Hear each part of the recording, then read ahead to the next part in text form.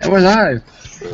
We are live. Welcome to Three Old Dudes with special guests, Baye McNeil and the good old butterman himself, Nico Simon. I was a bit worried with that. I heard that start. You're saying "but" something. I wasn't like. Well, you can take it how you like it. I don't. I'm not. I don't take it anyway. That's.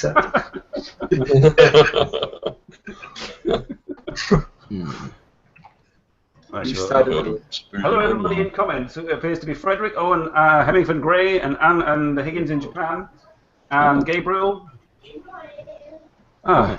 And if all the people I have spammed will join shortly. Dean's got a very bright idea at the moment. There it is. I do. The main light has gone out, and we don't have a replacement because it's a screw-in type, and we've only got the click and twists.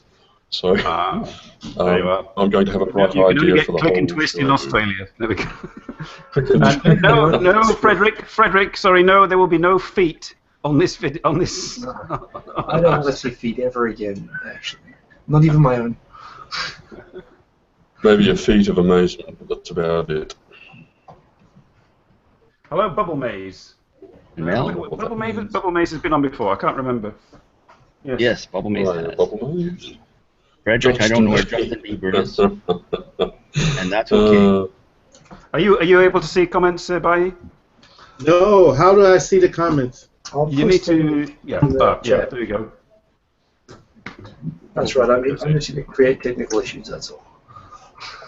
I wonder what would happen if I put that in another window. So if you click on that YouTube link, Baye, and then open that tab, but what you need to do then is go to the comments in YouTube and click out, pop out comments. It's a little sort of smiley face. So if you click on that YouTube link, Baye, and then open that tab, but what you need to do then is go to the comments and also close, silence the YouTube thing so that I don't hear myself. I'm getting a feedback loop kind of thing. Yeah, if you stop, pause the video from playing. Or use a nose picker. The chronic nose picker. Who is the chronic nose picker, Sean? Yes, Ren did indeed a hardcore feet video, peeling skin and everything. Yes. No, thank you. Yeah, I saw that. Oh, I was lovely. like, oh, peeling feet. Daniel. I don't want to watch that. Daniel's here. And Hemingford Gray.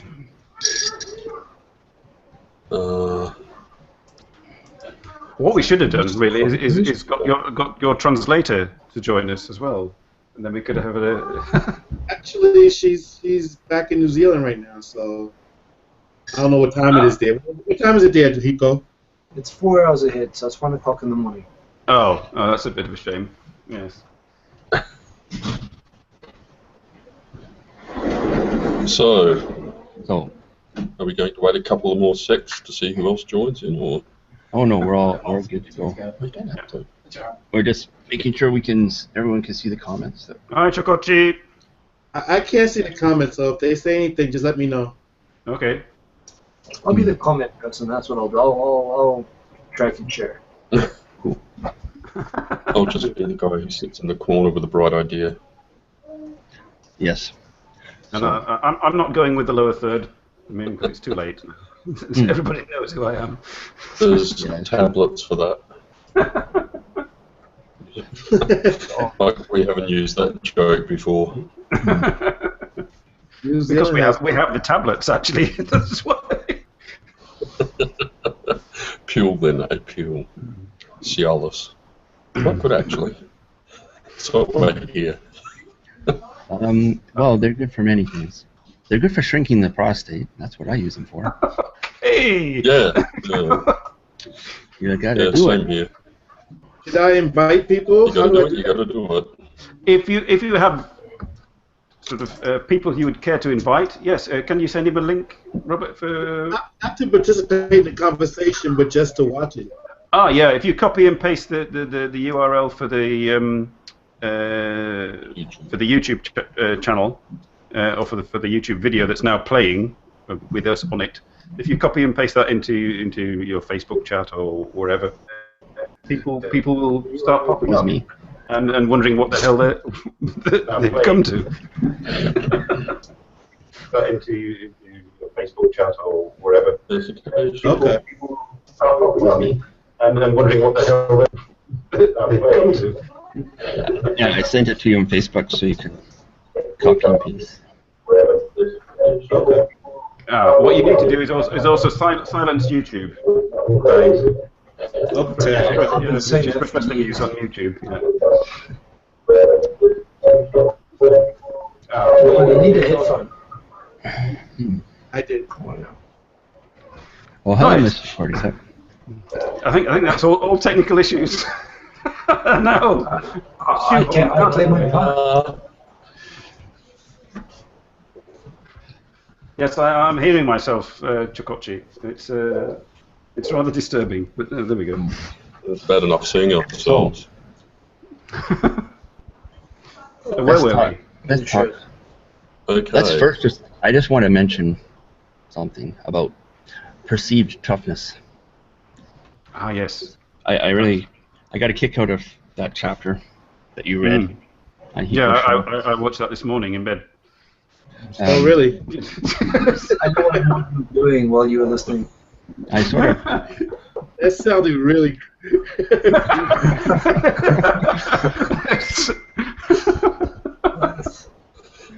I've seen this show before. These things can go in any direction. Yeah, we do Usually down. we do sort of take our filters off before we come in the room. But when I'm at work, I seem to have developed this ability over the years to repel negativity, and especially the kind that's not well thought out. So as a subway operator, I could potentially be a target for complaints when the trains are late, when there's a delay of any kind, but no one ever complains to me at all. What they do instead, they come up and they say good morning, they say have a nice day, and they say thank you. That's why I have to deal with it at work. It's really tough. Probably Canadian got subways are kind of different. Not everyone at my workplace feels this way, but I'm lucky. I'm one of the lucky ones. I enjoy driving the train very much. I also drove the bus and the streetcar. Lots of fun. And it doesn't seem to get old. You sit in that seat, you move that lever, and you're rocking the people. It's all good. Mikey Chen says hi to everybody. There we go. I've done my duty. Hi, Mike. Hi, So, Mikey. that Kickstarter. Oh, I would take a peek at it right okay. now, but every time I open a new tab in Chrome freezes. Which is So what we could do, Baye, you could do your kick. Do you know it from memory? You could do your Kickstarter. it's a long URL. But the link is I in. made a bit.ly. 1 second. I'll add the bit. You can share your screen on this, by the way, if you want to share the Kickstarter stuff. You can actually, you know about that? It's on the left-hand side. You can click on the green icon and share the page. Oh, really? Cool. Yeah, you can talk people through it. That's what we should have done. I should have thought of that. Yeah. Talk people through it. So I can open up the Kickstarter page? Yeah, Mhm. if you open up the page and you click on the green icon on the far left-hand side of your Hangout screen, you can actually share what's showing on your computer screen and share that page. Nice feature. Yes, some of the people are here on Wednesday. But Light is here. Light Japan just got here. Hi, Winner. So. Okay, who here has actually read Hi, Nicholas. Baye's books? Well, I purchased them, Oh, and I've looked at them many times, but I have an issue with reading in general. Since I used to read to escape, because my life sucked. At least that was my perception. oh, And I and now was your ready life to doesn't leave. suck. You don't need to read. Yeah, And so reading was my escape. I would read at least 3 or 4 books a week. If they were smutty, I'd read more. If they're sci-fi, I just wouldn't come out of my apartment. I would just stay in the apartment and read. I don't have much smut in my book. Sorry. Oh, that's just okay. science fiction and smut. There you go. That's Oh. how to win Robert over. But there's humor. Hey, chapter 8. Yeah, Robert, chapter 8 will blow Next your time. mind. Next You wouldn't believe the science fiction 6 content. It's actually, I can't even start to describe it. Yeah. What I would like to know, Baye, is if I'm coming to Japan on Monday, can I go into any bookstore and pick these up? You can pick them up on Amazon now. But for the purposes of this campaign, if you would like to get the books, I would recommend you get it through the campaign right now. Ah, yeah. Excellent. Yeah. Excellent idea. If you're so Sounds like a inclined. plan. Yeah, I must admit, I just briefly browsed through some of the articles on Yeah, the website. I have been following the website since Blackface. I think that's when I first became aware of you.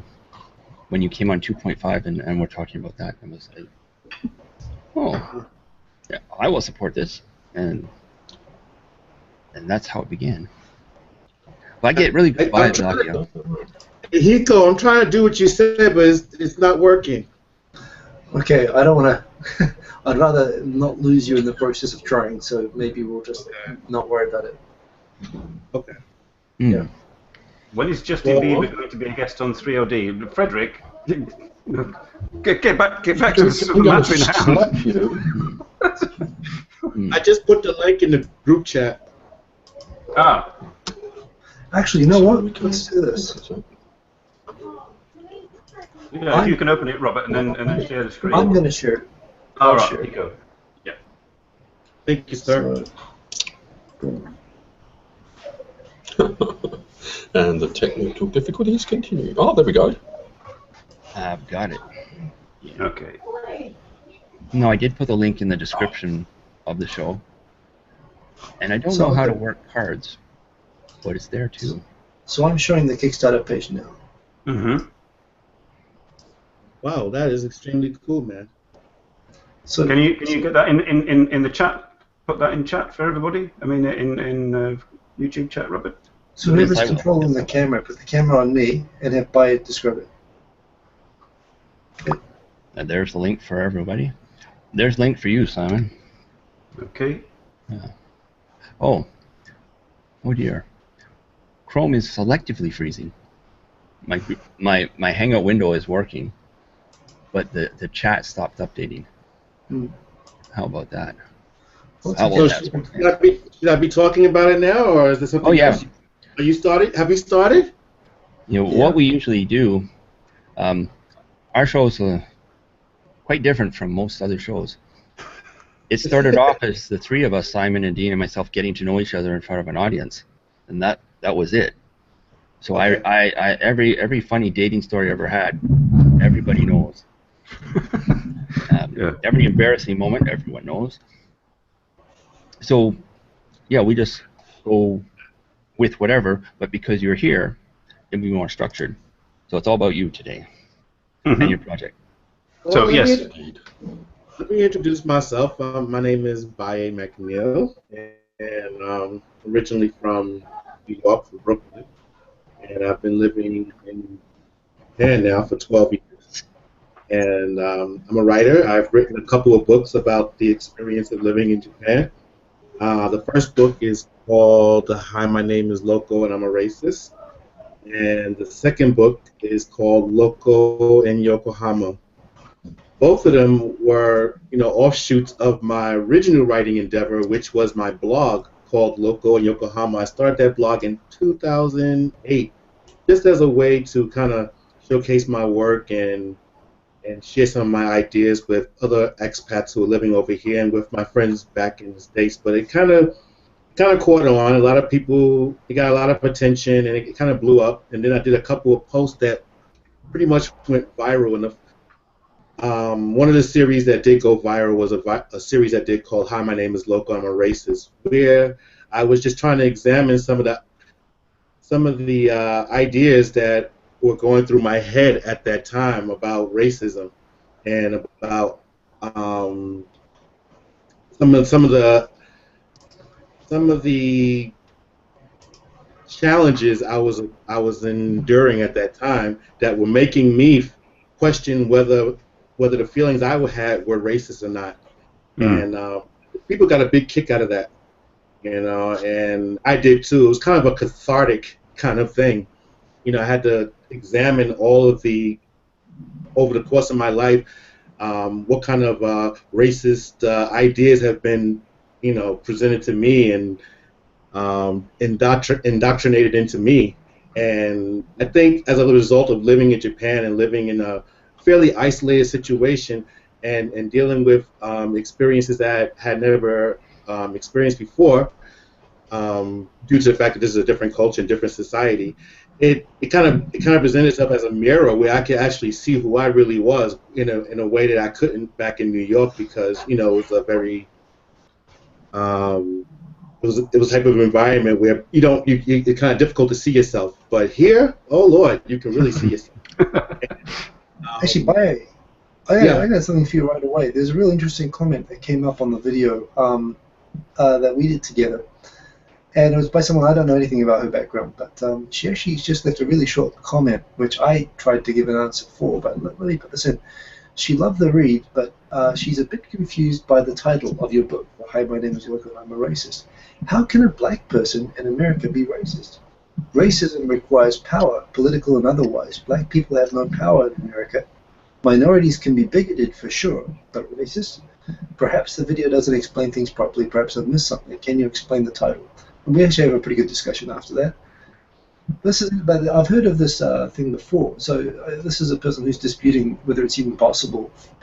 I kind of explained that because it was a supremacy-based ideology, I think it fits, and the power thing kind of comes in and out of different definitions. But do you ever get challenged on that? I think a lot of the people who have an idea like that are people who are framing the definition of racism in the American frame, whereas America is basically a society that is run by white people. So if you are not white in America, you are a minority and you are experiencing racism. But what if you're in Nigeria, where the predominant race is black? I mean, can those black people be racist? Of course. And if you're in China, and a majority are Chinese, So I don't think it's just a matter of one race being capable of being racist and another race not being capable of it. As far as power is concerned, yeah, I agree with that totally. But if you go to the textbook definition or the Webster dictionary definition of it, it doesn't refer to power. It refers to. Say it again. So you didn't see this comment at all, did you? She posted the Webster dictionary definition and that comment, and I noted that definition that you just posted doesn't contain a mention of power, and I said a Chinese person in China. I said it varies from location to location. I basically said exactly what you're saying, actually. They are. They alike, man. Yeah, I mean. That must be I've read your book. If you only look at racism through an American prism, that's going to be a definition of it. But if you're outside of that paradigm, you're going to see it from different perspectives. I mean, for example, Canadian race. They're obviously racists in Canada, but they're extremely polite. Yeah, I didn't really know. I didn't know what fairly polite racism here was. too. Yeah, they're very polite, but they're there. You're not going to get the same kind of instances of overt kind of racism or violent kind of racism here, at least not against black people. I mean, against Koreans and Chinese, I can't speak to that so much. But against black people, I haven't heard of it. It's just mostly in attitudes and behavior, through slights and microaggressions and this kind of thing. You're not going to get the kind of overt, in your face kind of stuff that you're going to get in the States. But not to say it should be better or worse, huh? Robert, I've got a question for Robert. I've got a question for Robert about racism in Canada. I can imagine flaming letters on someone's lawn saying sorry. Well, I guess the thing was we moved around a lot, but when we settled, we always went to this one church, and it was non-denominational, and it was a mix of all. Well, mostly it was mostly black and white. A lot of Jamaican people, some African people, and then all kinds of Italian and European, and we all went there. It was sort of evangelical, and our past, we had a drum kit at the front, so when we sang hymns, they had some rhythm, so I always appreciated that. Especially when I went to a Catholic church, I was like, oh, this music sounds dead. So, but no offense to Catholics there, but you got to work on your music a bit. I'm not hearing much racism in the story. Yeah, I sort of go off on tangents when I start talking about things like this. I didn't know that I was supposed to hate people that were from a different country than I was, because I wasn't brought up that way. It was just, this is Dudley, this is Jim, and that's how I thought of them. I didn't think about that until I moved to North Carolina when I was in the 5th grade. Then I found out about it. We had a little, what do you call that, Sunday school. My mother decided to do it with local kids from her neighborhood. So there were 4 white kids and 1 black kid, and they're in my bedroom, and they're all looking at me, and nobody's saying anything. And it was one of those moments where you think, why can't people just say what's on their mind? So my mother did it, and that was it. Afterwards, we heard after the fact, we don't do that around here. Do what? Have white and black in the same Sunday school. And it's like, why? Because we just don't do it. And then we had 3 kittens, and they all got shot in the head. Oh God. So we didn't do that anymore. But I still had black friends, so it didn't matter to me. Most people, when they say stuff like that, I don't believe them. Like, say, oh, we're going to beat you up if you do this. I'm like, I just stand there and smile. And I'm thinking, I don't believe you. Yeah. But you're welcome to try anyway. So when I went back, I moved back to Canada 2 years later. And it was not because of that, though. I missed Canada. I was just getting into... You missed Tim Hortons. And then we go to North Carolina, and it was completely different. The summertime was, you go to Kmart, you buy a machete, you get 50 cents, you buy a pack of Marlboros, and you go into the forest, you kill snakes, and make forts. And that was and when you're old enough, you harvest tobacco in the summer. You ended up in North Carolina by the sounds of it. Yes. Clayton, North Carolina. Damn. God. Okay. Curious about that, but damn. Yeah, it was in a double-wide mobile home. Yeah. Wow. Yeah, my father went down there. My uncle persuaded him that this business that he was in was a great business, better than what my father was doing. My father was selling Britannica, and he used to set up regional offices for them. So he went down there, and it wasn't quite the opportunity that he was led to believe. So he found a radio station that didn't have a sales manager, and he convinced them that they needed one. And he became their sales manager, and then the radio station started to thrive. Because he is a salesman first and foremost, and always. But when the opportunity arose to go back to Canada, I was happy. I just forgot to do one thing when I came back. I went on a homework strike when I moved down there. Because in the 5th grade in Canada, you didn't get homework. You go down to the States, they're giving me homework every night. Why are you giving me this? I thought you were supposed to teach me in class what I need to know. Yeah, so I never bothered with that homework stuff. I just pull an all-nighter before the exam, and that was good.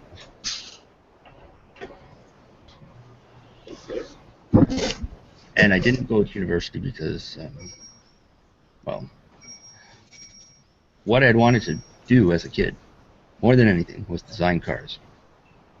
And somehow that got transformed into being an engineer when I was around 12 or 13, because people didn't understand what I meant when I said I wanted to design cars. Yeah, the look of the cars you wanted to design, presumably. Yeah. And now, the problem with, I don't talk often, but when I do, I can go on at length. And we're not here today to listen to me. We're here to listen to you, Baye.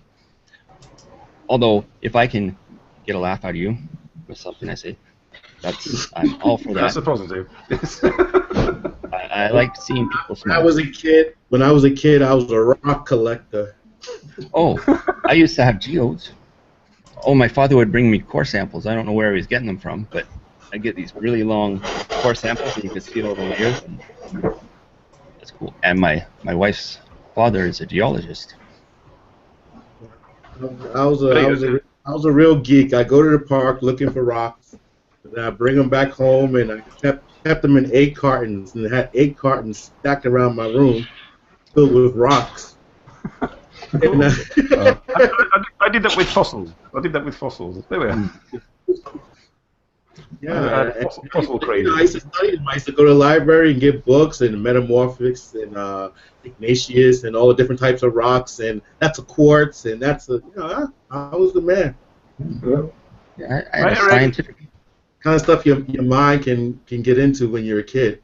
Yeah, I had 2 regular friends, a best friend and a second best friend, but I had another good friend who didn't fit in that group. He was scientifically minded even then, and I lost track of him. I'm not sure where he is. But we used to try to break the rocks open, and then we can smell the sulfur and whatever it was. I can't even remember. I knew more about rocks then than I do now. But it was fun. Yeah. Okay. Do you still have your rocks? This is the question. I do have Have you lost your rocks? No. I've lost my rocks, man. I have. He got them off. I have. Oh dear. I have 2 or 3. Just when I went to the flower pot rocks in PEI. 2 or 3 rocks. You heard it here first. New Brunswick, the flower pot rocks. I grabbed some interesting looking stones from there. And I have 1 stone I brought back from the garden at the house I stayed at Yokohama the last time I was in Japan, with the owner's permission. Oh, that's what I got. Sorry, this is like gone completely off at a tangent. But that's me. Baye or Hiko may know this. Are you allowed to bring seeds of trees out of Japan? Out of Japan? Mm. Most countries are pretty laid back about what you take out, but they're pretty uptight about what you bring in. So, like, for example, you couldn't take anything to Australia. But I don't know. Yeah, my eldest Especially son wants me dogs. to bring back some tree seeds so he can start doing some bonsai. Be more careful how you describe what the seeds are, is what I would say. Careful what the seeds can be. I don't know. Just take the marijuana, you'll be fine. So, Dean, what did you do as a child? Did you collect rocks? Me? I did all. Jeez, I read. I was a reader. I read a lot. I wasn't extremely sporty, but I really did. I actually did collect rocks, believe it or not, as well. But there we go. With something in common. We got ourselves a team here. There was a quarry that I used to go to. And it was fun dodging the trucks and workmen and stuff like that, and trying to find different types of rocks, which there weren't many of because it was a rock quarry, and it seemed to be all the same sort of rock. So I passed my time climbing up the quarry rock face, the quarry face. It was a big gouge in the mountain, and I got stuck halfway out and frozen terror. What kind of rocks were they quarrying? Was it I think it was just. Pardon? What kind of rocks was it? I think it was just like general construction-y type. Not sandstone. It was harder than that, but yeah, I'm not 100% sure. I was only like about 8 or 9 when I did that, so I'm 50 now, so the memory fades. But I hope it doesn't fade. yeah, quartz. There was a bit of quartz up there as well, which I thought was worth a lot of money. Of course, it wasn't. But, I was 8. What can I say? Yeah, and apart from that, what else did I do? I collected Matchbox cars, and yes, I had a massive collection when I was younger, and as soon as I moved to Elizabeth, which is probably one of the how could I put it, arse end of Australia. I had 2 massive bags of toy cars, and they all rather quickly just disappeared. They jacked Matchbox cars in Elizabeth. Yes, they stole them all, bastards. Yeah, so there you go. Australian car thieves. Did they come in little cardboard boxes back then? Or in Australia? Yeah, Matchbox. Yeah. I remember when I bought my first one with the money I earned from my first job I did for my grandfather in the 2nd grade. And I went right downtown to the Eaton Center into the hobby shop, and there were so many, and they're all lined up. And I was like, oh. It was a very special moment. And I pulled out a 1970 red Dodge Challenger convertible and bought that. I had it many years. Yeah, I went mostly for the dragster type. With turrets on top. Fantasy ones. Yeah, little globy sort of colour things on top and whatnot. But anywho, that's my boring childhood. Hey, how are you making the titles? Oh, the lower third. I could explain, but yeah. If you go over to the left again, there's a little on the left-hand side of the screen, there's a spanner menu that pops up with a little red toolbox and a spanner. I didn't catch that. So if you move your cursor to the left-hand side of the Hangout screen, and there's this vertical menu with a blue chat within a green screen with an arrow, and the third one is a red toolbox. You click on that red toolbox. Can you see that? The Hangout toolbox. I do. Yeah, you click on that, and if you click on that, it's a Hangout toolbox. There's 5, 6 icons. The one on the far left, a person's head with a circle around it. Right. You click on that, and it says lower third. And in that, you can, when it's turned off, it won't display. So right now, mine is turned off. And then while it's turned off, you can update it. So I can put in a witty comment in my title and the color for the bar, and then I can turn it on, and boom, there it is. I think I'm missing a rock. Hey, did you? As a man, you never want to be missing a rock. I can tell you. One's always bigger than the other, eh? Your I hand to the couldn't let left that or to one the go. right? But I don't. These ones came from New Brunswick. Pieces of cliff, probably. Oh, that's very similar to the rocks I used to find at the quarry. So I lived by the beach a lot as a kid, so it was shells for us. Yeah, you had, when it was low tide, you could go out and go down all these steps, about 40 feet, grab some rocks, and then the tide came back in so fast you had to run up the steps. All 40 feet of them. So, I'm looking at the Kickstarter and I see only 5 backed. And that's what it was yesterday. I see 22 backed. Oh, really? Let me F5 it. Yeah, I thought it was 22, yeah. 23. 22 backers. 22 as well. Oh. I think that means something else. I'm looking yesterday. I'm looking at projects that Baye has backed. Sorry, folks, I'm looking at the wrong number. And that tab froze. Did it freeze? Oh no, it didn't. 22 backers. Okay. Yes, I'll learn to read the whole page before saying anything. So Eventually. why do we go into what is the Kickstarter about? Is it about rocks? Because if it's not about rocks, you don't need to tell us. It's not about. It's about. Well, it has two purposes. One is to translate the first book, Hi, My Name is Loco, into Japanese. It's a pretty expensive process, and it's took me since I published the book back in 2012, people have been continuously asking me, when are you going to get this book translated? Because they, like myself, feel that these stories are something that will help, bridge communication between foreigners and Japanese. So I think that Japanese, if they can understand, if they could read and experience what some foreigners are, some of the experiences that foreigners are having here, it'll be a better. It'll bring us closer together as a community.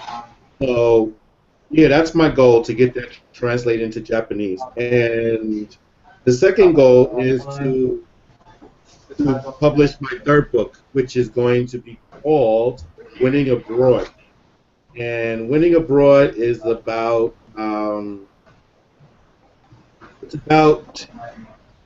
since I've been writing for Japan Times, I've been interviewing a lot of people, but specifically Black people, and getting information about their experiences here and how they've been able to navigate the life as a foreigner here in Japan. But I wasn't really interviewing people of other nationalities and other races, and finding out how they have been able to accomplish things they've accomplished here. So for winning abroad, I've expanded, I've broadened the people I've been interviewing, and so far I've interviewed a number of people who have made significant accomplishments here in Japan, such as Hiko Simon himself, and Bob Sapp, and Bobby Olagun, and Jake Adelstein, and Peter Barakan. Peter Barakan, and a lot of really famous people here, and I wanted to get their idea of what it means to live in Japan as a foreigner, and how they were able to overcome a lot of the obstacles that all foreigners here have to deal with, and so that I could pass along this advice to people here that might be struggling for whatever reason, whether they are stuck in a gaijin enclave somewhere, or if they're just feeling ostracized, or feeling a loss of motivation, or whatever kind of challenges. So there's like practical tips in there then. Oh, absolutely. This is definitely, it's something I needed too, because there was a time period when in my experience here, in my tenure here, that I felt like Japan it's eating me alive, and by being creative and by funneling that energy into my writing, I've been able to overcome that and achieve some successes here.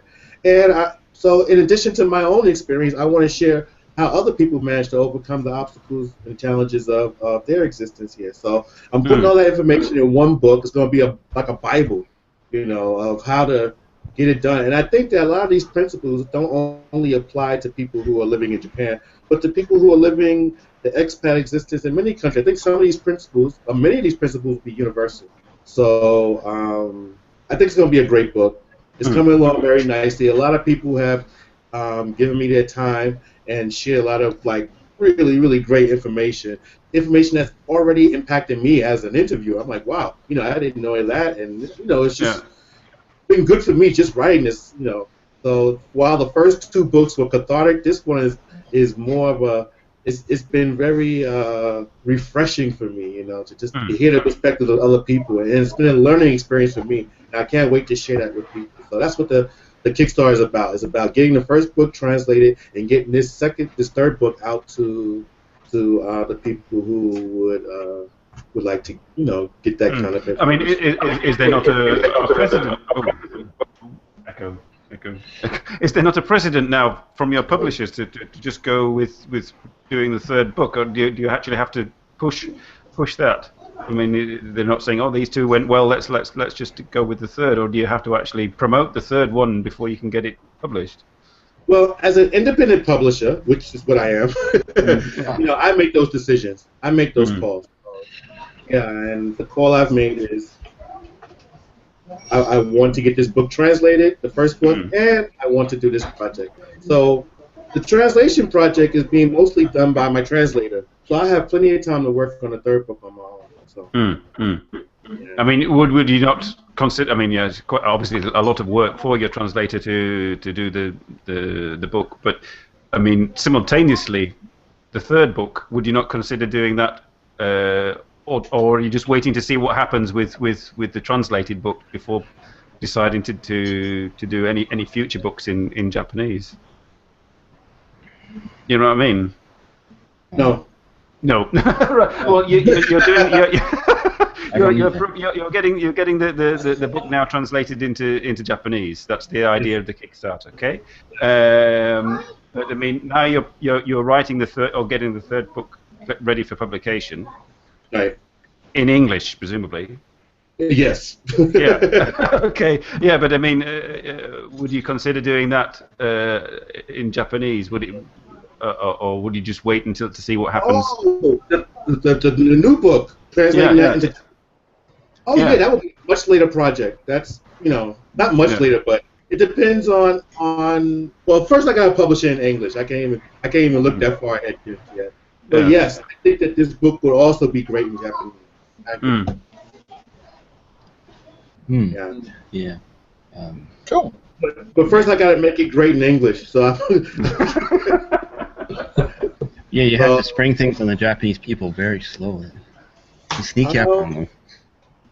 Well, yeah. Well, I agree. I mean, the translator and I, we've been tweaking the language and trying to find the right tone to get the message across in a way that's not going to be too jarring. But at the same time, it's going to be as direct as we can be without shocking the hell out of people. I think it would be amusing to watch someone read the freshly translated version. Well, I've had Japanese friends who are capable of speaking English and reading English read the book, and they've given me some great feedback. So I think it's going to do well. But again, like I was saying the other night, or like Hiko was saying the other night on his show, the language is pretty intricate, and the style is pretty intricate too. So it's gonna be a challenge to translate this thing. So the translator and I are going to be working together hand in hand to try to get this, to find the Japanese. Well, I think we found it, but to maintain that Japanese tone throughout the entire book, or as much as the book is we're going to localize. I'd be curious because from when I was listening to you reading that chapter this morning, how that would translate. Exactly. I mean, of course, there's a possibility, there's a strong possibility that some parts of the original work are not going to make it into the translated work because there's just no context for it at all, But I'm gonna do my best to try to get as much into the translated work as possible, but it will likely be annotated. So Nandemogai has a good question here, asking, what do you think will be the biggest hurdle to take the first book to a Japanese market? I mean, you just mentioned the translation itself is going to be a big challenge. Do you have any strategy for how you're going to sell the book? Well, part of the strategy is this actual Kickstarter campaign. As part of, I mean, I'm going to find out how much interest there is in this book through the Kickstarter campaign. I mean, the Kickstarter campaign is not successful, and I've been targeting Japanese people for the Kickstarter campaign. So if they're not responding to the Kickstarter campaign, it's a good chance they're probably not going to respond to the book either. So I'll find out. But at the same time, I think it's going to be probably mostly foreigners who would respond to the Kickstarter campaign, but the book, once it's in Japanese, will be for selling to Japanese people, right? Are you hoping that Japanese people will buy the campaign? I've been targeting both equally. I mean, I've put my effort equally into targeting both markets. So I mean, the campaign it's in both languages, and we'll see if they respond. But I hope they do. Yeah. So I've been led to believe they will, but we'll see. No. That's Now I'm thinking about sales What's funnels. that? What does that sound? It sounds like somebody screaming. Oh, that's just Dean's kitchen. Yeah, it's my kitchen. I have grandchildren. In the old days, I'll just you mute should have- myself for a second. I'll be back. in the old days, he had this older laptop with this strange microphone array, and nothing sounded the way it should. So when the sync was run, it sounded like something alien was in the kitchen. Yeah, that's what it sounded like just now. I was like, what? Hello, Mrs. Bennett. Yeah, usually there's grandkids at the beginning of the show hanging on to Dean, not wanting to go to bed. Yeah. Yes, we haven't had animals on the show. We've had children. Well, yes, we have. We've had a Gordon. snake on the show, didn't we? We had a snake. Oh, various cats. You mean figuratively or actually literally? Yeah, well, literally, we had. Well, it was on Dean's daughter, but. Oh yes, that's true. The python. Yeah. And But then I was scratching my cat's butt, and she was pawing at the chair at the same time furiously, and I was going, oh yeah. When Mel was here visiting not too long ago. Oh yeah, and Dean's parrot, the dead parrot, or the formerly alive parrot. Yes, that was on the show as well. I think it got food poisoning when it bit me. I'm not sure. It died soon after, so. So there you go. Don't bite Dean, whatever you do. There we go. Well, he's Australian. Yeah, but I have to say, that I'm probably going to all do. sorts of horrible things like that. I will probably do the $35 Kickstarter myself, Well, thank you. because I definitely want the new book, because those are the kind of books I like to read, because I have to always put positive in and always think positive, because if I don't, I'll go the other way really fast. So I do it for my own self-protection. And if someone, because I have to work with someone every day, it's not bad. I like almost everybody. Someone is one of those people that aren't like negative in a bad way, but they just see the worst side of everything. If they say something, as soon as they say it, I take it, turn it around, and spit it back out, just as a reflex. And after a while, they learn not to say those things around me. So it's all good. And then when they see me, instead of looking like a frown, like weight of the world is on the shoulders, they actually have a real smile. And that's what I go for. I go for smiles. Among other things. That nice warm feeling when you said something that helps someone feel better about themselves. That's a big part of what I like to do in my spare time. Smile. Yeah. I sometimes smile in my spare time as well. That has been known to happen. Yes. You should see the ladies that Simon attracts. Yes. Well, I should be possibly releasing a video before I go to Japan, which has been on ice for over a month. And you will see sort of one of the reasons I'm going back. So there we go. Indeed, we will. We've had a little preview. Dun, dun, dun. So we had a recent video from Dean. We saw Elizabeth from the train. Didn't we, Dean? Yeah, it's probably about 1.5 to 2 years ago I did that. And, is it? Oh, I thought it was just the other day. Drive. Yeah. No. My beard was short. Yes, it was. It was. As I said, you can usually tell I said in the video, as we were going past some fencing, there was some god awful graffiti on there. I said you can usually tell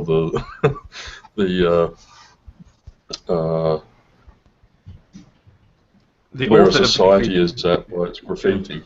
Yeah, and it was awful. It was just like scratchy stuff. It wasn't even very colourful.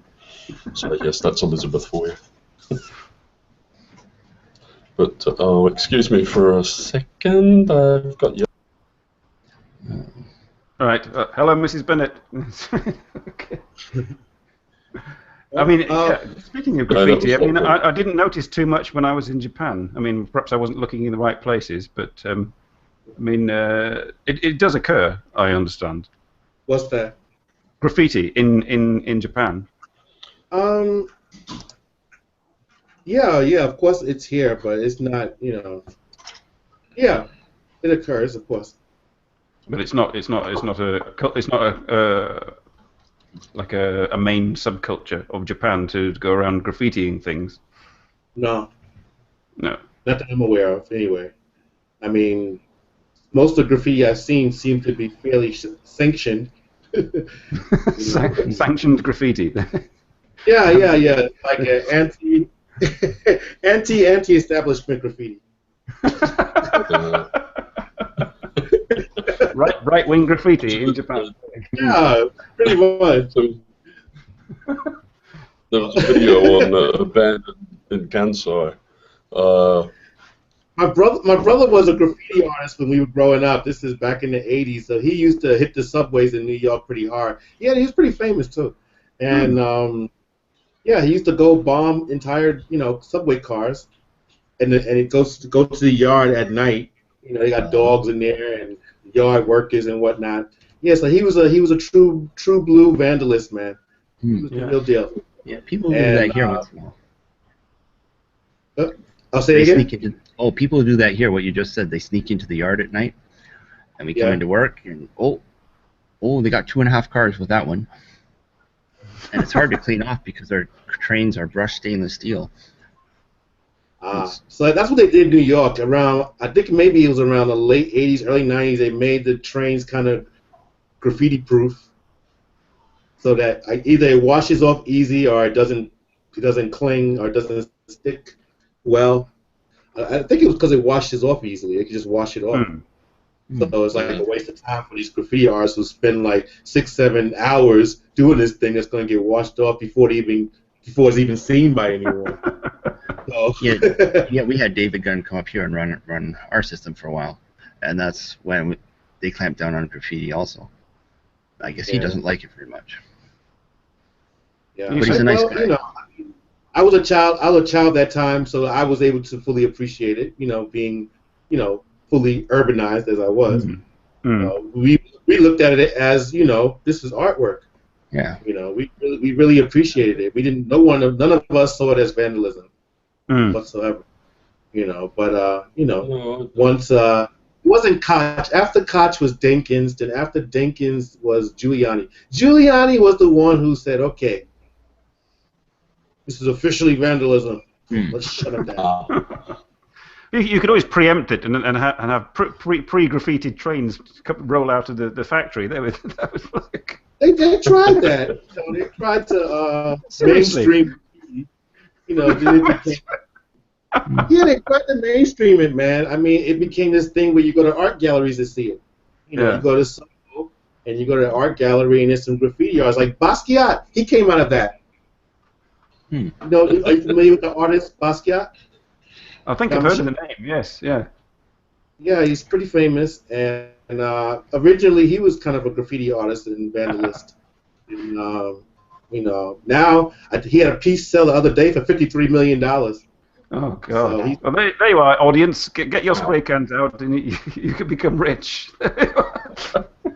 Did you make a post about that on Facebook? I did. Yes, I did see that.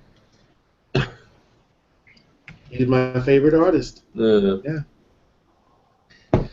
Another guy says he likes the graphic art, but what bugs him is just tagging. Oh, here's some nice graffiti. Toronto street art. Let's see screen share. In Yokohama, there was a wall, a long wall between what station is that? Maybe Sakura Gicho and Kanai Station. And there's this wall along the not Toyota line. That is the Keihin Tohoku line, and the whole wall was just this sanctioned graffiti all along the wall. It was like maybe 4 or 5 blocks long. Yeah. And when I first came to Yokohama, that was one of the first things I saw. I said, "Oh, I could do this. I could live here." And then maybe about 3 years ago, they painted over the whole thing. Man.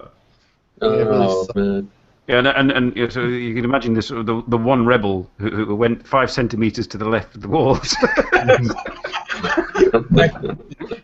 Exactly. Power. Take that. You're painting outside the lines, dude. Yeah. In Toronto, some buildings pay artists, well-known artists, to come and make a graffiti mural. Right. Instead of just letting anybody do it. Say, okay, well, we're going to pay someone to do it, and it's now art. We're now going to try and do some graffiti. I'm sending invites to all of you to. Where's Hiko gone? He's disappeared. To do I the think draw. he's still there. He's just. Sensitive. I hate sensitive. No. There we go. We have children. Okay. That was my eldest granddaughter. Okay. You know who Nanny is? No. Try the toilet. She's going to kill me. Oh dear. What Yeah, no, just a couple of guys saying they don't like tagging. Tagging annoys. Graffiti is good. I loved graffiti, but I wasn't a big fan of tagging. Tagging just was like this noise, they go in the car and they'll do, I guess if you're a graffiti artist, that means something, but to most people it just looks like scribbling, Yeah. Yes, I'm not very good at graffiti. That art. What annoys me is when you get a really nice piece of graffiti and it's tagged by someone else. There was a guy that went to Para West when I was going. It was an adult campus. I was doing an art course there, and he was a fantastic graffitiist. The school actually hired him to do a feature wall, and he did it. And it was all fenced off. Like you couldn't get in there unless you climbed or broke into the school. And somebody broke in within a week and tagged just used their tag over all of this work that he did. Really annoying. Yeah,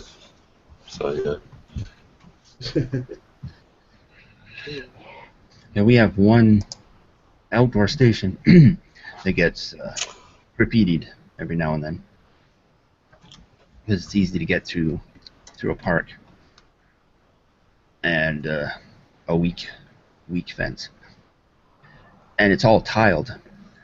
So the last graffiti that they put up there, you can still see the outline, the black outline, because it's black outline and then colored. It's all in the grout.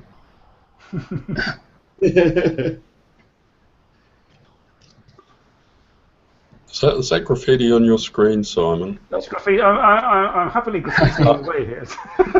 I invited people to graffiti, but Smiley face, very, very artistic. I don't. Why is it searching for a face?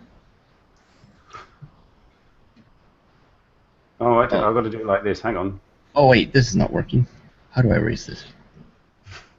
Did it again? Oh. Oh, you're giving me white eyebrows. I see. I'm not that old yet. I got some darkness left in my hair. It's almost gone here. But when my mustache grows in, it's black, which looks kind of fun. I'm follically challenged. I keep shaving my head because the bald patch is just getting bigger. Yeah. I tried to give you some rabbit ears there, but it's not working. I can see them. They're very subtle. Bunny is fantastic. I'll give you. Here we go. This is my trademark. I haven't consumed one of these on the show for a long time. Banana. What, banana? My banana. It's the way you consume it that bothers us. Yes, in past shows, early on, sometimes the things we drew on each other We're not for public consumption. would not be no, considered appropriate in polite company, but it was all in good fun. And I did do screenshots of every one of those, so I have them to look back on. Mel, what's a Stussy symbol? What is a Stussy symbol, Mel? Please explain. I have no idea what you're talking about. A I what? should attempt to draw it if I knew what it was. A Stussy symbol. What's a Stussy symbol? I don't know. No hair, no That's right, problems. Frederick. No hair, no problems. Exactly, except for my beard. What happened to Hiko?